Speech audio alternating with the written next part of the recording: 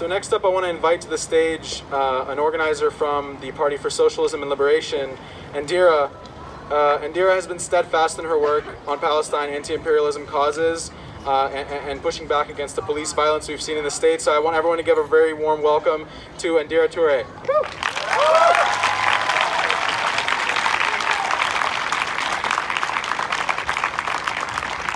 Actually, before I get started, I usually like to start off with the chant. So let's try one together. And it goes, "It is right to rebel. Israel can go to hell. It is right to rebel. Israel can go to hell. It is right to rebel. Israel can go to hell." Peace. Again, my name is Indira, and I'm an organizer from the Party for Socialism and Liberation. The PSL stands with the Palestinian resistance to the theft and occupation of their land, the denial of their humanity, and robbing of their future generations. We also denounce a narrative of two sides. There is one side bombing Gaza, one side enacting lynch mobs of anyone who looks Arab, one side that is forcing people, entire families, from their homeland. Like any struggle between the oppressor and the oppressed, colonizer and the colonized, we are forced to choose a side. So ask yourself, which side are you on? Today is the 73rd anniversary of Al-Nakba, or the catastrophe as we know. May 15th is what the ruling class of the United States and Israel acknowledge as Israel's quote-unquote Independence Day. Shame, exactly. To make way of the creation of the Israeli settler slate, more than half of the Palestinian populations have been driven from their homeland. And we're talking about at least 750,000 Palestinians being displaced and pushed out of their land and into exile. And as the holy month of Ramadan came to a close, on May 10th, a horrifically violent attack on Al-Aqsa left more than 400 Palestinians wounded, with 250 suffering serious injuries that require hospital treatment.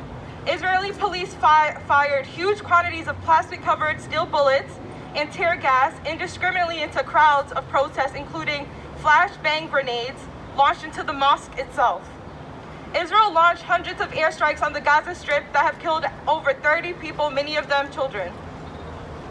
And this has sparked a new wave of resistance. Militant mass protests not only in the cities and towns in the West Bank, East Jerusalem, and Gaza, but also in many Palestinian or quote-unquote mixed cities inside the 1948 borders of Israel. And let us be clear, the resistance of Palestinian people is a righteous struggle for land and national liberation.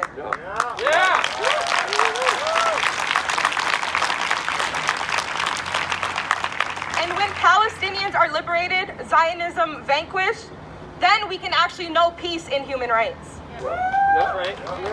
And some of us may try to shut us up.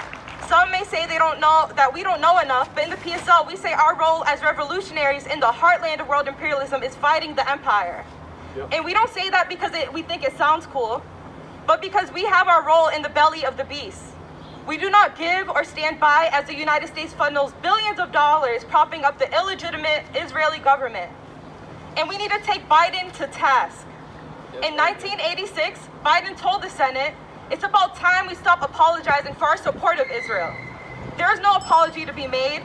It is the best $3 billion investment we can make. Wow. If there weren't Israel, the United States of America would have to invest in Israel to protect her interests in the region. And that shows that U.S. imperialism is the common denominator here.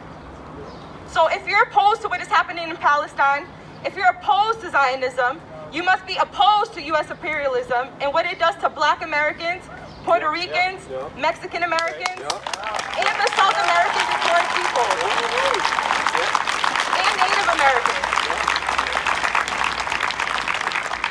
All oppressed people in the Southern Hemisphere. The same way that we recognize slavery never ended in the United States, that the old Jim Crow has become the new Jim Crow, is very similar to how the Nakba of 1948 is now the Nakba of 2021.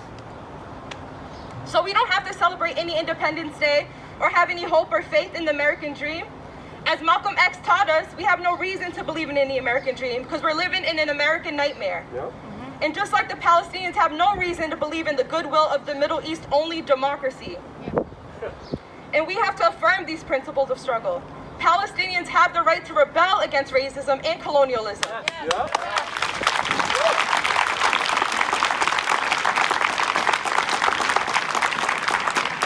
Zionism is a form of white supremacy supremacy and European colonialism. Israel was founded on Zionism and therefore an unjust and illegitimate state. We affirm the right and reclaim land. Palestinians have a right to return and reclaim all their historic land. All of the historic Palestinian should be decolonized. We affirm their right to resist. Palestinians have the right to resist colonization and genocide and the theft of their land and resources. And this includes the right to resist settlers, the primary genocidal force in Palestine, and the military. The struggle of the Palestine people is part of a regional struggle against the U.S., European, and Zionist imperialism. Free the land, free Palestine.